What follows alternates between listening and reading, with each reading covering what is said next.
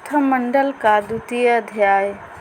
मम सद्गुरु आदेश है, देह त्यागो अभिमान। झूलो सदा सुख सिंधु में, अंतर अनुभव ज्ञान। भाष्य। मुझे सद्गुरु का आदेश है कि सारे देश संघात का अभिमान त्याग कर अनंत सागर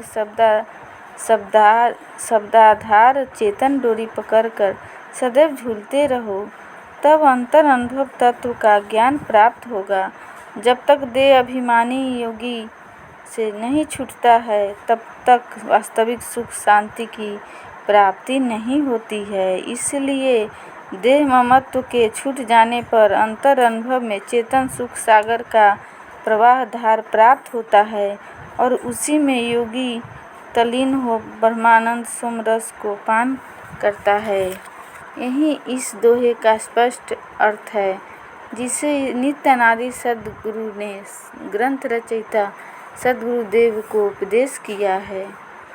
मन मारे मन जीत है, पंगु आत्मा होय।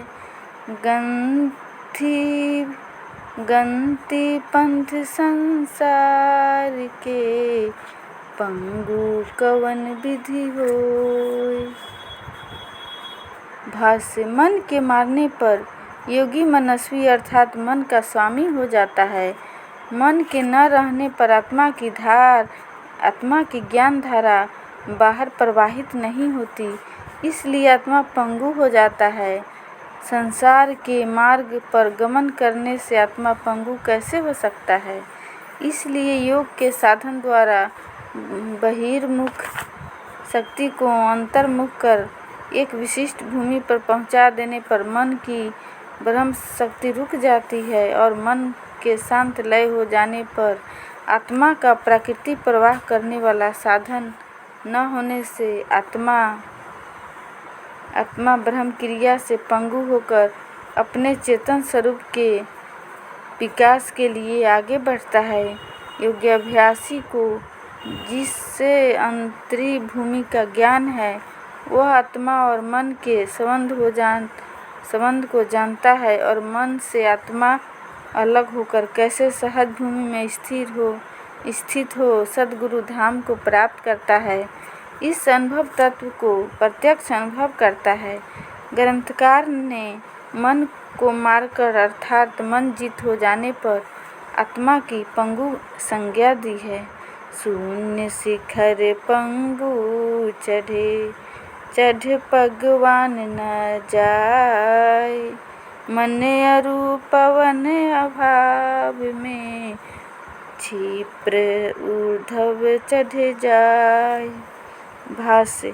मन एवं प्राण जाकर जहाँ शांत हो जाते हैं, उस भूमि को शून्य कहते हैं। शून्य, सहज शून्य, महाशून्य ये एकार्थवाची शब्द हैं। शून्य की अंतिम चोटी समाधि मंडल परम धाम को इस पद में शून्य शिखर कहा गया है। उस पवित्र प्रकाशमान शिखा परम ज्योति को भगवान अर्थात मन इंद्रियों को साथ रखने वाला नहीं प्राप्त करता, बल्कि वह शून्य शिखर पर मन और पवनविहीन पंगु आत्मा ही शीघ्र ऊपर चढ़ जाता है।